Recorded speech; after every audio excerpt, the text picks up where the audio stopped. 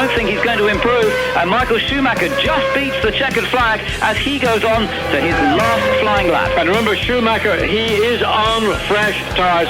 He spent the half of the section that he came out on running on old tyres, getting more knowledge, more information for Benetton team in Sunday's Grand Prix.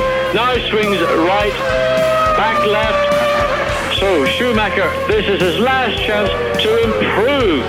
But really, with Damon Hill and David Coulthard back into the pit, there's nobody left to beat. All he can do is try and just really squeeze harder on Hill, squeeze harder on everybody else, and just see if he can find those few more tenths of a second.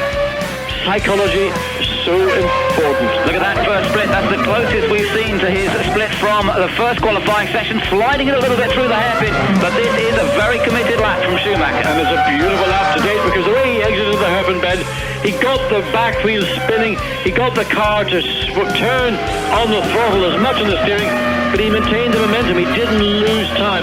Now through the spoon, through the exit of the spoon, onto the straight. So looking to see whether Schumacher has picked up time or it was just consolidated. 18.1 is his time to beat. Oh, he's faster, 18.0. Schumacher is heading to try and take pole even further away. Little twitch on the exit there. Now the chicane, hard braking. How smooth can he be through here? Then he's got the run to the start-finish line. Is Schumacher going to take the target even further away? Well, a dream of an exit from the chicane now. Just that final charge down cross. Start line. 4/10 of a second quicker. Michael Schumacher, you are a genius. 1 minute 38.023, and even Flav is absolutely delighted. We've seen delight in his face over the last two Grand Prix, and we haven't had the third one, and he's smiling. What a fantastic drive. There you can see the light blue front of Michael Schumacher's Benetton Renault. And next to him, Jean Alesi in the Ferraris, only on the front row for the third time this year. Yes, a great fast circuit here, very demanding circuit, and a circuit which is generally regarded to be a real driver circuit, and that I think is why we've seen, or certainly a contributory factor to why we've seen a slightly different grid here, with Schumacher being really well out in front. There's no doubt Schumacher is the best driver in Formula 1 at the moment, and his 0.8 of a second qualifying margin really is underlining that. But Jean Alesi in second place. Now that's the first time for a long time that we've seen Jean Alesi right up there. Great performance from Alesi in the Ferrari. And down, we're up in the commentary box in the dry, but can tell us about conditions, Tony Jardine in the pit lane. Yeah, as you said earlier, they are clearing all the grid, but I'm hiding behind a pile of tyres alongside Michael Schumacher's car because we're desperate to see if anyone's going to take a risk and put on slick tyres, because it is dry, it's stopped raining, and it's quite warm out here at the moment. The one I was looking for is Alesi. They've just taken the covers off his car. He's on wet, so is Schumacher. Everyone's going on wets at the moment. And off they go now on their parade lap. So it's not raining, but the track is wet. Now, if anyone was going to be able to start on slick tyres, and if they possibly could, that would be an advantage, because I'm sure it'll dry out relatively soon. So through the second corner, 90 miles an hour. Then this is this S-bend section I was talking about. And each of these corners flows into the next. If you get one wrong, like that left-hander, it'll affect you on the following right. So a great degree of fluency is required through this section. Through the tight right, that's 90 miles an hour, up through the gears, fifth gear, exiting this left-hand corner, the Dunlop curve, at 170 miles an hour. Frenson went off. McLaren, Jordan, Schumacher should have a little bit of an advantage. Jean Alesi, a demon starter, and of course, Michael Schumacher himself is in the bottom right-hand corner of your screen. So, Schumacher in front, Alesi on the left as you look at the screen, second on the grid. The red and white cars, Mika Häkkinen, they are all on wet tyres. Behind Jean Alesi is Damon Hill. There's the man with the green, and remember, the green light comes on any time after the red, now that the rule has been changed.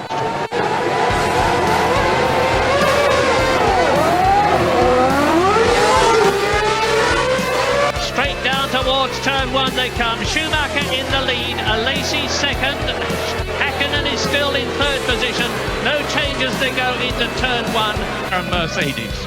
And we need to watch the lap times carefully for Jean Alesi now he's on slicks. The fastest lap so far is from Michael Schumacher, and that was just on lap 2, interestingly, 1:59.4. Now, you may well wonder why he's not gone quicker since. If the track's drying, why hasn't he gone faster? The reason being that these wet tyres only work properly when you get the water to cool them. And in fact, you can end up going slower as the rain, as the track dries out. I think we're going to see Schumacher coming into the pits now. No, he's staying out for another lap. Well, he clearly thinks that's the right thing to do at the moment, because we don't know what strategy he's on, and that may influence it. But I do think, I saw actually, reflecting back to Alesi coming into the pits, that I think Rubens Barrichello meant to come into the pits and had a bit of a look at the pit lane, but then braked too late and couldn't make it and actually went straight on. So let's see if Barrichello comes in the pits on this lap, which is lap 9. Schumacher leading Häkkinen by just under 12 seconds. Häkkinen 1.5 seconds ahead of third placed Damon Hill. In fact, Häkkinen is extending his lead over Hill.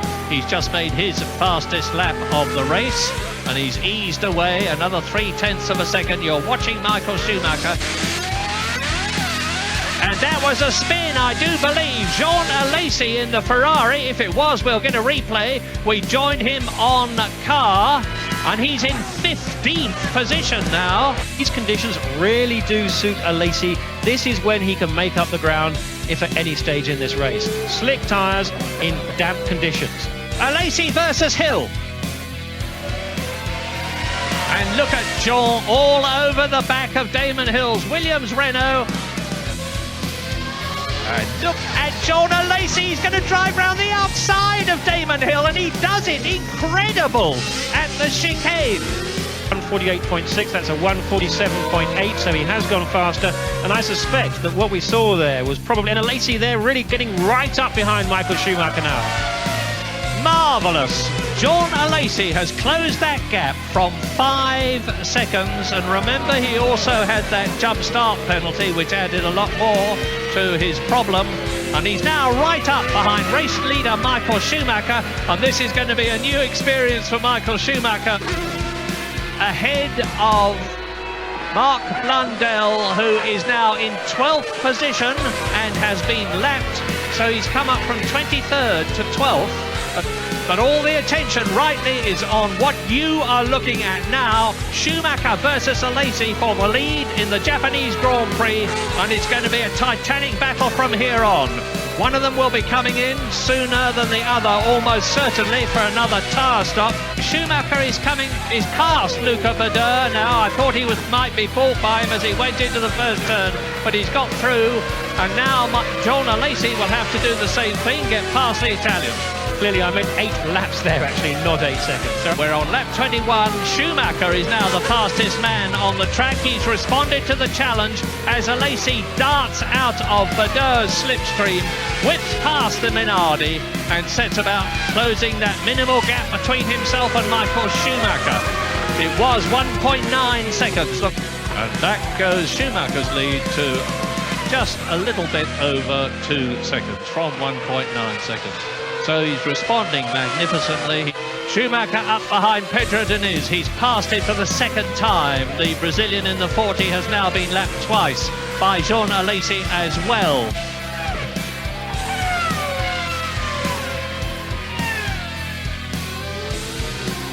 Schumacher, the fastest man on the track. So it is a terrific drive by Michael Schumacher, controlling things from the front, and even more so, in my opinion, by Jean Alesi, in view of that jump start penalty that he's had to pay, and which he's overcome by getting ahead of everybody in the race except the one man who you're looking at now, Michael Schumacher, on lap 25. And looks like smoke from the back of the Ferrari. That's exactly what I was going to say. Does that mean the engine's going? Jean Alesi has definitely blown his engine in some way. Schumacher. 9.9 seconds was the gap. Up to the chicane.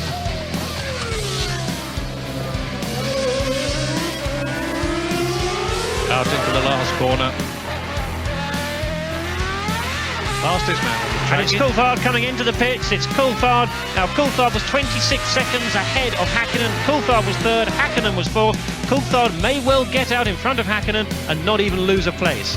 But, well, Hill is probably going to be passed in the pit lane as he stops by Michael Schumacher to regain the lead. There he is on the right. As the team boss, Flavio Briatore, silently hoping that he will be going home with the Benetton Constructors Championship laurels. So, Michael Schumacher on lap 37. Is he going to be able to maintain that gap ahead of Damon Hill? If he doesn't maintain that gap, he should be able to maintain a gap to take his 9th win of the season and equal Nigel Mansell's record. Then he would only have the Australian Grand Prix to win to beat Nigel's record. But there's still some distance to go in this race, and off goes Damon Hill. Damon Hill bouncing across the gravel at the Spoon Curve. That's where both he and David Coulthard went off yesterday. Meantime, here is the man who has got first place in the World Championship beyond a shadow of doubt. He's already won it. Michael Schumacher, we're on lap 40. He leads David Coulthard by half a minute, as near as makes no difference. Johnny Herbert is now clinching the Constructors' Championship for Benetton because he is in 4th position. Hill 5th, Frentzen 6th. News from Tony Jardine in the pit lane. Yeah, I've just been talking to a couple of the Benetton mechanics, and they said that Michael Schumacher has just radioed in that it is wet on the other side of the track. So I don't know whether that has affected the two drivers that went off at Spoon Curve. at that pit stop, he was the first person to come to grief at that slippery section of the track. And this is that point there now. And he's done it again. This is unbelievable. He's done it again. And this time he is out of the race. Well, certainly that would explain Irvine and Coulthard. You can see the rather gleeful face there from Flavio Briatore. I'm afraid he's looking at a driver whose ability does not match that of Michael Schumacher. You know that. and he knows too that Benetton have won the 1995 Constructors' Championship, the double crown. Michael Schumacher races on to what now seems like an absolutely certain 9th win in this, the 16th race of 1995, to equal Nigel Mansell's 1992 record. Compounded misery for the Williams team, compounded delight for the Benetton team, because the mechanics will now, in the Benetton area, not only be celebrating the fact that Michael Schumacher looks a certain winner of the Japanese Grand Prix, but his teammate Johnny Herbert, who won the British Grand Prix, who won the Italian Grand Prix, and who so much needs a good finish here to bolster his chances of getting into the Sauber or even the Tyrrell team next year, is third in Japan.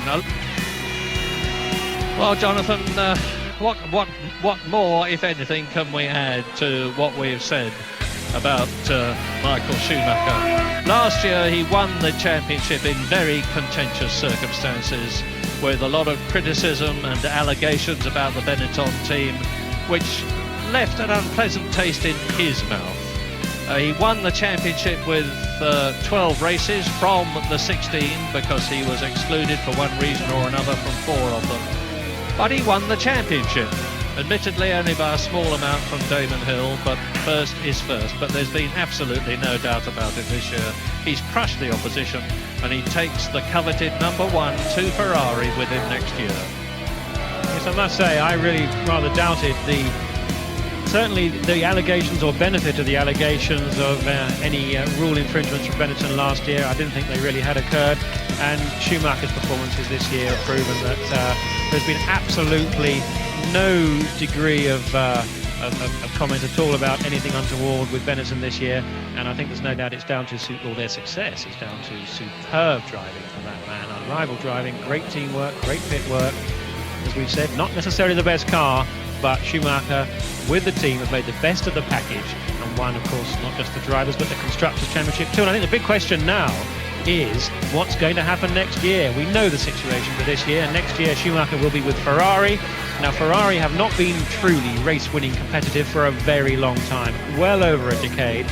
But after initially, I must admit, I thought Schumacher had gone there purely for the most money. emotional journey the one to Australia for the last Grand Prix at Adelaide, as Michael Schumacher mounts the podium for the 9th time on the top step this year. Michael Schumacher there, the winner, and his teammate Johnny Herbert to the right. And now the winning Constructors trophy. The second place driver, Mika Hakkinen, gets his trophy from Mr. Takashi Matsuda, who is the president of Suzuka Circuitland. And to Johnny Herbert, the trophy goes from Mr. Kunio Nihira. 3 very, very happy men.